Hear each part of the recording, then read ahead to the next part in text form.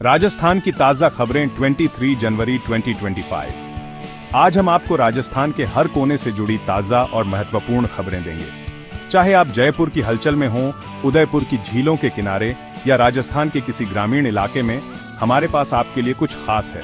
नमस्कार, आप सभी को मेरा सादर प्रणाम।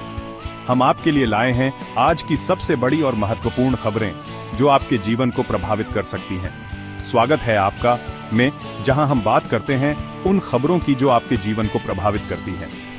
हम आपको देश दुनिया की ताजा खबरों से रूबरू कराएंगे ताकि आप हमेशा अपडेटेड रहें। आज हम बात करेंगे 23 जनवरी 2025 राजस्थान और देश दुनिया से जुड़ी सबसे बड़ी, सबसे महत्वपूर्ण और आपके काम की खबरों के बारे में। आज की खबरों में हम देखेंगे कि कैसे राजस्थान में हो रहे बदलाव आपके जीवन को प्रभावित कर सकते हैं। अगर आपने अभी तक इस वीडियो को लाइक नहीं किया है तो कृपया लाइक का बटन दबा दीजिए। आपका एक लाइक हमें और भी बेहतर कंटेंट बनाने के लिए प्रेरित करता है। तो चलिए बिना देरी किए बढ़ते हैं हमारी सबसे पहली बड़ी खबर की तरफ। आज की पहली खबर में हम जानेंगे कि कैसे राजस्थान में हो रहे नए विकास कार्य आपके जीवन को और बेहतर बना सकते हैं।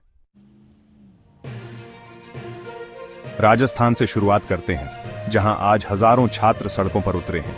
ये छात्र राज्य सरकार के उस फैसले के खिलाफ आवाज बुलंद कर रहे हैं जिसमें कई स्कूलों को विलय करने की योजना है। ये कोई जश्न नहीं, बल्कि अपने हक के लिए, अपने भविष्य के लिए लड़ाई है।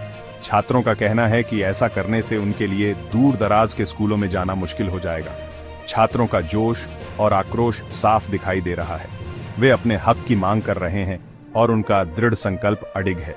वे मानते हैं कि स्कूलों का विलय उनके शिक्षा के अधिकार पर सीधा हमला है। राज्य सरकार का यह फैसला कई ग्रामीण और दूर दराज के इलाकों में स्थित स्कूलों को प्रभावित करेगा। छात्रों का मानना है कि इससे उनकी शिक्षा में बाधा आएगी और कई छात्रों को तो पढ़ाई ही छोड़नी पड़ सकती है। ग्रामीण इलाकों के छात्रों के लिए यह फैसला और भी कठिनाई भरा हो सकता है। उन्हें लंबा सफर तय करके स्कूल जाना पड़ेगा, जो उनके लिए संभव नहीं है। इससे उनकी शिक्षा पर गहरा असर पड़ेगा। कई माता पिता भी इस फैसले से चिंतित हैं। वे नहीं चाहते कि उनके बच्चों की शिक्षा में कोई बाधा आए। कई छात्रों को तो पढ़ाई ही छोड़नी पड़ सकती है, जो उनके भविष्य के लिए हानिकारक होगा। अब सवाल यह है कि क्या सरकार इन छात्रों की मांग सुनेगी? क्या वे इस फैसले पर पुनर्विचार करेंगे?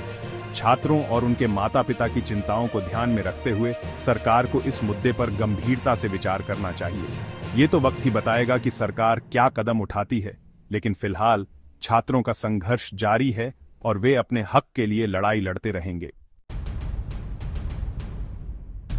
और अब बात राजस्थान के बजट की। राजस्थान की विधानसभा में इस बार का बजट विशेष रूप से महत्वपूर्ण माना जा रहा है। राज्य के विभिन्न वर्गों की उम्मीदें और मांगें इस बजट से जुड़ी हुई हैं। कुछ ही दिनों में राज्य का बजट पेश होने वाला है। इस बजट को लेकर सरकार की तैयारियां जोरों पर हैं। वित्तीय दस्तावेजों की समीक्षा की जा रही है और सरकारी अधिवेशन में इस पर चर्चा हो रही है। इससे पहले आज मुख्यमंत्री भजनलाल शर्मा ने विभिन्न एनजीओ और उपभोक्ता संगठनों के साथ बजट पूर्व चर्चा की। इस चर्चा का मुख्य उद्देश्य विभिन्न वर्गों की समस्याओं और उनकी मांगों को समझना था। किसानों ने कर्ज माफी, फसल बीमा और सिंचाई की सुविधाओं में सुधार की मांग की है। किसानों का कहना है कि अगर इन मुद्दों पर ध्यान नहीं दिया गया तो उनकी स्थिति और भी खराब हो सकती है। व्यापारियों ने जीएसटी में कमी और बिजली की दरों में रियायत की मांग की है। उनका कहना है कि मौजूदा जीएसटी दरें और बिजली की ऊंची कीमतें उनके व्यापार को नुकसान पहुंचा रही हैं। देखना होगा कि मुख्यमंत्री इन सभी मांगों को कितना गंभीरता से लेते हैं और कितना कुछ अपने बजट में शामिल कर पाते हैं। ये बजट राज्य के विकास और जनता की भलाई के लिए कितना कारगर साबित होगा, ये आने वाले समय में ही पता चलेगा। मुख्यमंत्री का भाषण और विधानसभा में होने वाली बहसें इस बात का संकेत देंगी कि सरकार किस दिशा में आगे बढ़ रही है। एक ओर जहां बजट को लेकर चर्चाओं का बाजार गर्म है, वहीं राजस्थान हाउसिंग बोर्ड ने एक बड़ा फैसला लिया है।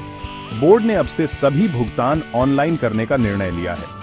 इस फैसले से जहां एक ओर लोगों को घर बैठे ही भुगतान करने की सुविधा मिलेगी, वहीं दूसरी ओर भ्रष्टाचार पर भी लगाम लगेगी। हालांकि कुछ लोगों को इस फैसले से परेशानी भी हो सकती है, खासकर वे लोग जो इंटरनेट या स्मार्टफोन का इस्तेमाल नहीं करते हैं। राजस्थान से एक और बड़ी खबर आ रही है। राज्य सरकार ने पार्वती कालीसिंध चंबल लिंक परियोजना का नाम बदलकर रामजल सेतु लिंक रखने की घोषणा की है। यह परियोजना राज्य के लिए बेहद महत्वपूर्ण है, क्योंकि इससे राज्य के कई जिलों को पानी मिल पाएगा। मुख्यमंत्री का कहना है कि यह नाम परिवर्तन लोगों की भावनाओं को ध्यान में रखते हुए किया गया है। हालांकि विपक्ष ने इस फैसले का विरोध किया है। अब बात कुछ टेक्नोलॉजी की। भारत संचार निगम लिमिटेड यानी BSNL ने राजस्थान में अपनी पकड़ मजबूत करते हुए 350 नई 4G साइट्स स्थापित की है। इससे राज्य के दूर दराज के इलाकों में भी लोगों को तेज इंटरनेट सुविधा मिल पाएगी। BSNL के इस कदम से प्रतिस्पर्धा बढ़ेगी और अन्य कंपनियों को भी अपनी सेवाओं को बेहतर बनाने के लिए मजबूर होना पड़ेगा।